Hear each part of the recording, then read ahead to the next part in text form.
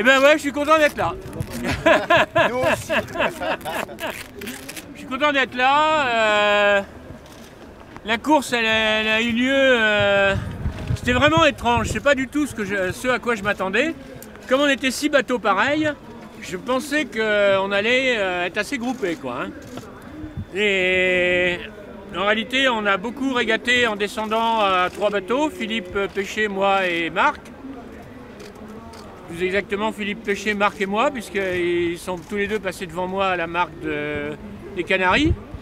Et puis ensuite, Marc Slat, il a été prendre une route très ouest, qui lui a coûté 1000 milles. Et donc, on s'est retrouvé avec Philippe à descendre l'Atlantique en régate. Et puis le jour... C'est toi qui parles. Le jour où Philippe a abandonné, eh ben, je me suis retrouvé tout seul, quoi. Et j'ai traversé les 40e, le Pacifique, enfin l'océan Indien et les 40e tout seul, comme j'étais dans mon corps autour du monde à l'envers, et jusqu'au moment où j'ai chaviré. Voilà. Alors, chaviré, ben, c'est-à-dire que j'ai mis le mât à 130 degrés à peu près, c'est-à-dire comme ça, quoi. Vous êtes prêts à repartir? Non. Voilà. Vraiment? La réponse est nette. Est-ce que tu as quand même pris du plaisir dans cette course? Ah oui, oui. Je la referai pas. Mais pourquoi comment? Parce que je suis trop vieux. Pas déconner, dans 4 ans. Non. Une fois suffit, une fois suffit. Once is enough.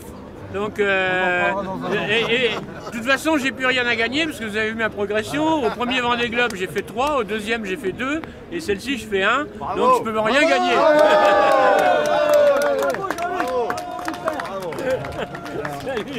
400 tonneaux, je suis fier d'y être matelot. Tiens bon la vague et tiens bon le vent.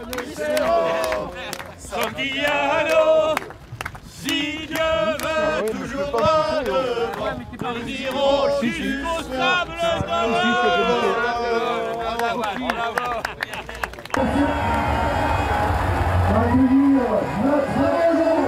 le héros de cette Golden Race, Jean-Luc Vandenel, s'il vous plaît, monsieur.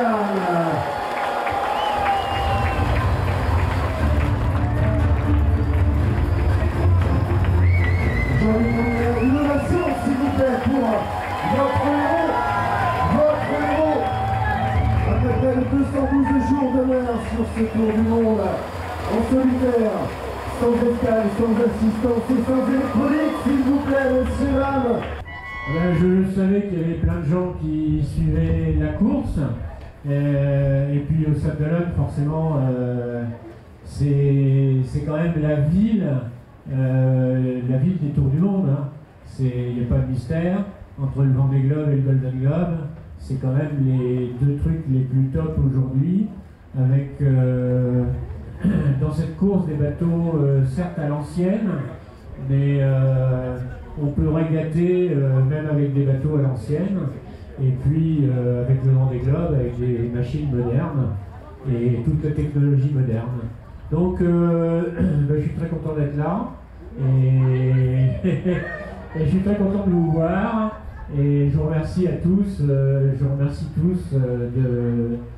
de cet accueil sympathique malgré les conditions météo. On est dans une période de l'histoire de l'humanité très particulière où s'oppose le monde de l'histoire des hommes depuis des siècles, et puis d'un seul coup une nouvelle façon de vivre.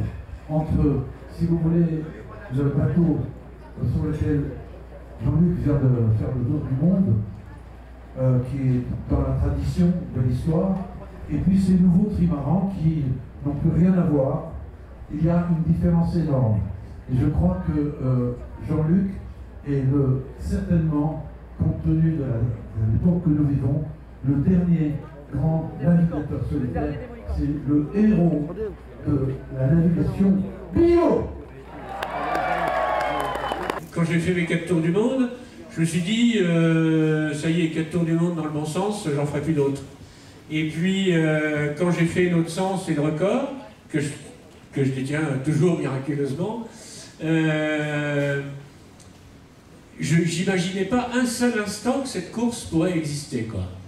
Et j'avoue avoir été même un peu vexé de ne pas avoir eu l'idée avant Don McIntyre. Quand j'ai lu le truc, je me suis dit, mais c'est une idée géniale, quoi. Hein. C'est une idée géniale de refaire ça comme c'était avant, au sextant, sans électronique, sans ordinateur, sans tableau de bord de Boeing.